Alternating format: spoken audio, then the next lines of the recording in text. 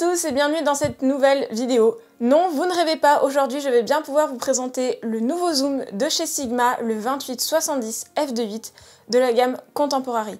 Donc déjà je voulais remercier Sigma France de m'avoir prêté cet objectif pour un petit test sur la chaîne. Malheureusement je vais devoir leur rendre, cette vidéo n'est pas sponsorisée par Sigma, ils ne m'ont pas payé pour que je fasse cette vidéo. Je suis totalement libre de mes propos et en soi pour moi chaque objectif a ses avantages et ses inconvénients. Bref, sur ce on va passer tout de suite à un petit descriptif de cet objectif. Alors on est ici sur un 28-70 ouverture constante à f2.8 sur toute la plage focale dans la gamme Contemporary. Donc pour celles et ceux qui ne connaissent pas la gamme Contemporary, elle est très similaire à la gamme Art, mais va être très souvent beaucoup plus légère et beaucoup moins chère. Et c'est ce qu'on retrouve sur ce 28-70 qui est beaucoup plus léger et beaucoup plus abordable que son grand frère le 24-70 f2.8 Art de chez Sigma. Donc on retrouve dessus une qualité de construction propre à la gamme Sigma, enfin à la marque Sigma, c'est toujours très bien fini. On a des joints d'étanchéité à l'arrière et surtout un traitement sur la lentille avant. Donc voilà, c'était un petit peu le tour très rapide de l'objectif. Maintenant on va passer à une description plus détaillée. En ce qui concerne la finition et la prise en main du produit, la première chose que j'ai remarqué en prenant le Sigma 2870 en main, c'est sa taille. Comme vous pouvez le voir, il fait la taille de ma main, il est vraiment tout petit et par rapport au 2875 Tamron que je possède personnellement, il est vraiment beaucoup plus petit à 28 mm. Puis ce qui m'a aussi frappé, c'est sa finition métal qui donne vraiment un aspect très qualitatif à l'objectif. Bon, je suis pas très pour les finitions métal parce qu'elles ont tendance à prendre des traces et des rayures dans le temps si on fait pas attention à son objectif. Mais en tout cas, je trouve qu'il est très bien fini. On a un joint d'étanchéité à l'arrière, comme je vous le disais juste d'avant. On a un traitement sur les lentilles en face avant. On a aussi des bagues de mise au point et des bagues qui permettent de faire le zoom tout simplement, qui sont vraiment très bien finies, qui accrochent bien en main, qui sont à la fois douces mais bien crantées et qui permettent, quand on fait la mise au point en manuel, d'être très efficace. On a aussi un petit bouton très sympathique qui permet de faire directement le switch entre l'autofocus et le manual focus. Personnellement, ça m'a été très utile quand j'ai voulu faire une photo un peu macro d'une abeille. Tout simplement, j'ai pu switcher très rapidement entre manual et autofocus et utiliser la bague qui à la fois, je ne saurais pas vraiment vous décrire, la course est vraiment douce, mais le crantage est vraiment tient très bien en main et vous permet d'être très efficace, contrairement au Tamron où j'ai l'impression que la course est complètement fluide et on ne sait pas vraiment précisément où est-ce qu'on se situe. Donc voilà, pour l'ergonomie, c'est vraiment que du positif. S'il y a un bémol que je pourrais donner à ce Sigma, c'est le fait que quand on veut zoomer, le barillet s'ouvre. Donc comme vous pouvez le voir, quand je passais de 28 à 70, le barillet s'ouvre. En soi, tous les typés 24-70 pour Sony plein format le font, mais j'aurais aimé avoir une motorisation interne, peut-être que le prix aurait été beaucoup plus conséquent, mais il faudra du coup faire avec et faire surtout attention quand on utilise ce genre d'objectif avec le barillet qui s'ouvre, de ne pas avoir de corps étrangers comme du sable ou des poussières qui rentrent dedans et qui pourraient venir à terme casser la motorisation de l'optique. Un autre avantage pour ce petit Sigma, c'est son diamètre de lentille. On est sur un diamètre de 67 mm, qui est un diamètre plutôt commun, donc qui est plutôt facile pour trouver des filtres. Moi, ça m'arrangeait bien parce que tout mon parc est en 67 mm, donc pour mettre un filtre UV pour le protéger et des filtres ND, bah, c'était juste parfait en fait. En termes d'utilisation, un premier point à noter, c'est que cet objectif ouvre à f2.8, que ce soit à 28, 30, 50, 70 mm, sur toute la plage, on est constant. Donc en soi, pour faire de la photo en basse luminosité, c'est vraiment un compagnon parfait. C'est aussi un compagnon idéal, je pense, pour les voyages. Moi, j'ai réalisé 2 voyages au Canada et à New York avec un typé 28-70 qui ouvre lui aussi à f2.8 et c'était vraiment un pur bonheur. Je me suis pas du tout sentie frustrée ou coincée par quoi que ce soit. Et puis pour moi, ce genre d'objectifs, on les accompagne toujours de 2 objectifs à focale fixe, un 85 mm et un 20 ou un 24 mm. En tout cas, un objectif typé portrait et un objectif typé architecture, enfin un grand angle on va dire. Donc pour ça vous avez le choix, si vous voulez avoir un parc full Sigma, Sigma sorti un 85 mm f1.4 et un 24 que j'aimerais beaucoup tester sur la chaîne et qui ont l'air vraiment très bien. Sinon vous avez aussi Sony, Samyang, vous avez quasiment tous les constructeurs qui ont sorti ce type d'objectif. Donc on est vraiment sur un zoom qui va être très polyvalent et très utile à beaucoup de monde et j'ai envie de dire que c'est un petit peu le type de premier zoom, enfin de premier objectif qu'on va acheter en remplacement d'un objectif de kit ou en tant que premier zoom. Donc pendant ce test, j'ai pu réaliser différentes photos dans différentes conditions de lumière à différents paramètres et pour pouvoir vous montrer un petit peu tout ça, je vais vous emmener avec moi sur Lightroom classique et je vais vous montrer 4 photos différentes qui sont totalement brutes, non retouchées. Il y aura peut-être juste le recadrage à la limite. Mais restez bien jusqu'à la fin si vous voulez voir toutes les photos retouchées que j'ai pu faire avec ce 2870 f2.8. Donc on passe tout de suite sur Lightroom classique. Alors, on se retrouve sur Lightroom classique pour que je vous présente 4 photos différentes que j'ai pu faire au parc Borelli. Donc les photos que je vais vous présenter ne sont pas retouchées et ne sont pas retravaillées. Si vous voulez les photos complètement retravaillées, vous les avez en fin de vidéo. Là, les photos sont complètement brutes, sorties de boîtier, ce sont des RAW non travaillés. Donc on commence tout de suite avec cette photo qui présente 2 petits ragondins qui étaient en train de manger tout en étant un petit peu dans l'eau et en étant en train de ronger un petit peu des bouts de bois. Donc j'ai fait cette photo à 70 mm et à f2.8 pour pas m'approcher trop près des animaux et pour pas les déranger pendant qu'ils étaient en train de manger. Et à f2.8 parce que ce jour-là à Borelli il y avait beaucoup de monde et que si j'avais été à un ISO beaucoup plus, à une ouverture beaucoup plus fermée, on aurait vu tout le monde en fait qui était en face là-bas. Donc la première chose que je vais vous montrer, c'est en zoomant, on voit déjà que c'est très net, que c'est très détaillé, très fourni en informations, qu'on voit les petites gouttes d'eau au niveau des petites babines de ce ragondin, qu'on voit qu'il mange un petit morceau de pain, et en même temps on voit juste derrière son copain qui est complètement flou, mais qui est flou de manière très douce. Le bokeh est très doux sur ce 2870 et on voit une très belle zone de transition ici, on voit les petites gouttes d'eau, enfin vraiment je pense que la 7R2 et le 2870 ont fait un très bon travail sur cette photo. Donc on va passer tout de suite à la photo suivante, qui est aussi une photo d'animal, puisque ce jour-là, il y avait beaucoup trop de monde pour faire du paysage. Donc là aussi, on voit une très belle transition entre l'arrière-plan, qui est vraiment doux, à f2.8, qui est vraiment tout doux, on n'a pas un bokeh dur, et cette mouette qui est complètement nette, qui est complètement nette, sharp. C'est très précis, on voit du détail, on voit limite mon reflet dans les yeux de la mouette. Donc là aussi, 70 mm f2.8, 1/500 de seconde parce que j'avais peur qu'elle s'envole, et ISO 160. Donc on voit vraiment tous les détails sur le plumage de cette petite mouette qui prenait tout simplement le soleil. Donc voilà, je me suis mis à ISO 160 parce qu'il y avait énormément de lumière, j'étais en plein après-midi, et à f2.8 parce que comme vous pouvez le voir dans l'arrière-plan juste ici, il y avait beaucoup de monde. Donc là, autre scène beaucoup plus contrastée, beaucoup plus forte en lumière, qui était un peu plus dure à gérer pour le 28 mm 70 de chez Sigma.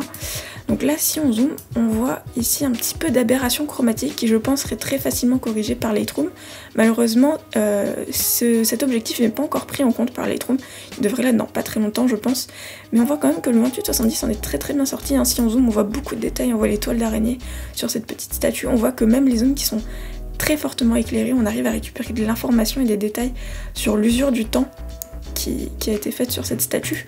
Donc là aussi, je pense que le 28-70, même si on zoome en haut, voilà, en haut on voit qu'on n'est pas très net, mais en même temps c'est normal, la photo a été faite de 8, c'était ici qu'il y avait la mise au point, donc ça peut se comprendre.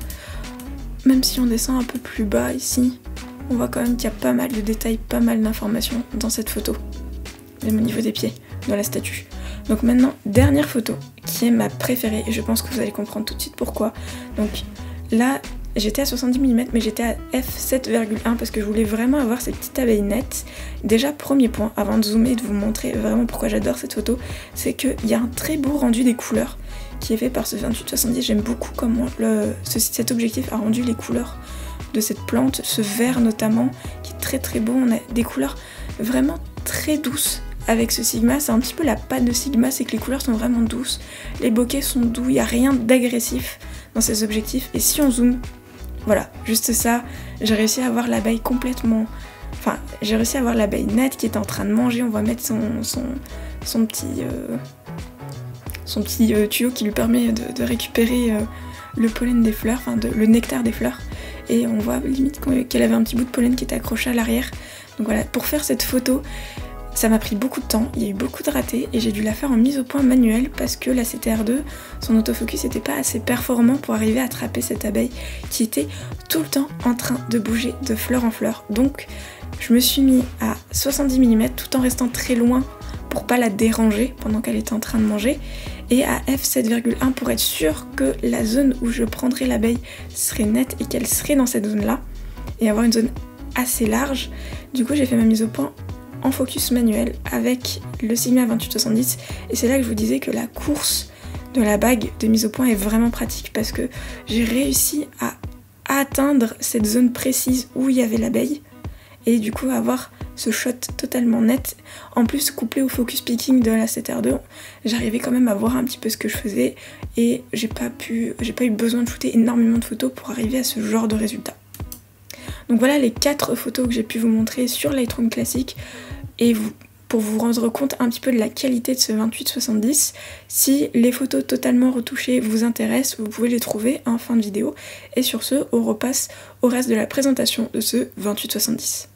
Très honnêtement, je vous recommande cet objectif, il est vraiment petit, léger, bien construit, il a une bonne bague de mise au point, enfin, il a surtout un prix assez contenu par rapport à la concurrence qu'on pourrait avoir chez Sony, ou même face à son grand frère, le Sigma Art. Vraiment, c'est un très bon objectif qui est très polyvalent, qui ouvre à f2.8 sur toute la plage focale, qui a, de ce que j'ai vu sur Lightroom, une super bonne qualité. En tout cas, mes photos, j'en suis très contente. Je suis vraiment très contente de ce petit objectif.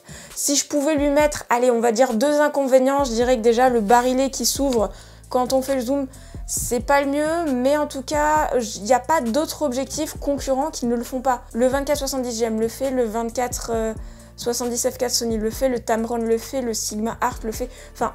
Tous les typés 24-70 le font et je pense que si Sigma avait motorisé son objectif pour éviter justement cette ouverture de 28 à 70, le prix aurait été beaucoup plus conséquent. Pour moi, ce 28-70 de chez Sigma, il se place directement en face du Tamron 28-75 que moi je possède. Et très franchement, si je devais faire le choix maintenant entre ces 2 objectifs, je partirais chez Sigma parce qu'il est vraiment plus léger, plus petit, il a une meilleure finition, même si je suis pas très fan des finitions métal. Et il a, ses bagues, sa bague de zoom et sa bague de mise au point, je suis vraiment très satisfaite de la qualité que a rendu Sigma là-dessus. Sur Lightroom aussi, il y a une super qualité, les photos, je les trouve très bien. Et puis le petit manque entre 70 et 75, franchement, moi je le ressens pas. Parce que comme je vous ai dit tout à l'heure, j'associe souvent cet objectif avec des focales fixes, donc notamment avec mon 85 mm f1.8 de chez Sony. Donc vraiment, je recommande cet objectif à tous les gens qui cherchent leur premier zoom, 2 qui voudraient changer le zoom de kit qu'ils ont pu avoir, ou 3 qui n'ont pas envie de mettre forcément énormément d'argent dans un zoom GM et qui cherchent vraiment un équivalent à ce zoom. Je pense que le Sigma fera très bien l'affaire. Si vous avez vraiment besoin de fignoler sur les détails et d'avoir quelque chose de plus mastoc, vous avez aussi le 24-70 f2.8 mais Art qui lui est beaucoup plus lourd, beaucoup plus conséquent, mais qui va apporter une finition quasiment identique au G Master. Là, vraiment cet objectif, on peut le prendre pendant des vacances, pendant un road trip, il prend pas beaucoup de place, il est léger, vous n'allez pas mourir à la fin de la journée à force de vous trimballer soit accroché au sac avec un capture peak design ou soit directement dans le dos. Vraiment, c'est un petit objectif, je suis vraiment bluffée par ce qu'a fait Sigma. Vraiment, le seul inconvénient, le seul point noir que je voudrais coller dessus, parce qu'il faut trouver des inconvénients en objectif, c'est important, c'est jamais parfait, c'est le fait que le barillet s'ouvre. C'est juste ça qui me gêne. Sur le Tamron, il y est aussi, j'ai toujours fait gaffe, j'ai jamais eu de problème. Mais j'aimerais bien que Sigma ait pensé à ça, ou qu'ils y pensent pour peut-être un objectif complémentaire qui serait typé comme le 16-35, mais qui lui aurait un zoom interne, qui nous éviterait d'ouvrir le barillet à chaque fois qu'on veut passer de la plus petite à la plus grande focale. Voilà, c'était un petit peu mon retour et mon ressenti sur ce zoom. Je l'apprécie vraiment et je vous le recommande si vous cherchez un zoom typé 24-70 f2.8 pour Sony plein format. Voilà, c'est la fin de cette vidéo qui est un peu plus longue que les vidéos que j'ai l'habitude de faire sur ma chaîne, mais je voulais vraiment prendre le temps de vous montrer ce 28-70, de vous montrer les photos que j'ai pu faire avec, de vous donner un retour et les caractéristiques de cet objectif que j'apprécie vraiment.